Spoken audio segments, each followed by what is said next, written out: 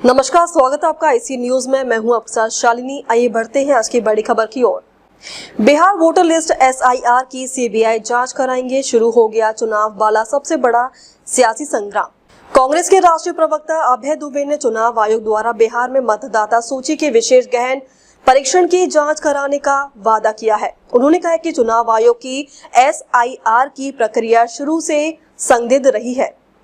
भविष्य में जब भी सरकार बदलेगी तब इसकी सीबीआई जांच होगी और वोट चोरी का यह षड्यंत्र बेनकाब होगा।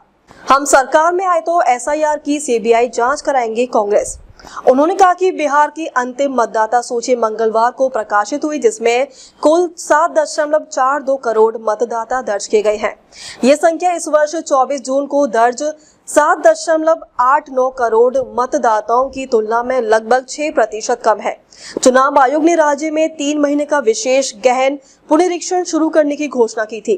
कांग्रेस प्रवक्ता ने कहा कि अगर उनकी पार्टी सत्ता में आती है तो वो बिहार वोटर लिस्ट एसआईआर की सीबीआई जांच कराएगी। कांग्रेस ने आरोप लगाया कि चुनाव आयोग और बिहार के मुख्य निर्वाचन अधिकारी ने अंतिम सूची के प्रकाशन में ये नहीं बताया कि मतदाता सूची से कितने लोगों ने नाम हटाए गए हैं, जबकि देश के प्रधानमंत्री और चुनाव आयोग ने बार बार घुसपैठियों के लिए सूची के पुनरीक्षण की बात कही। उन्होंने कहा कि मतदाता सूची के अंतिम प्रकाशन में चुनाव आयोग ने बताया कि नाम काटे जाने के कारण मृत्यु, स्थायी पलायन और डुप्लीकेशन है। इससे चुनाव आयोग की उस दलील पर भी सवाल खड़े हो गए हैं जिसमें उसने इस पुनरीक्षण को नागरिकता सत्यापन अभियान के रूप में भी पेश किया था।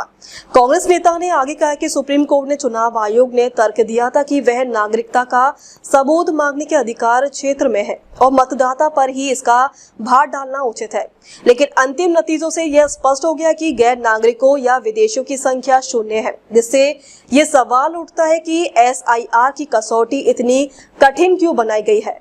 अब तक के लिए बस इतना ही। फिर होगी आपसे मुलाकात, तब तक के लिए नमस्कार और देखते रहिए आईसी न्यूज।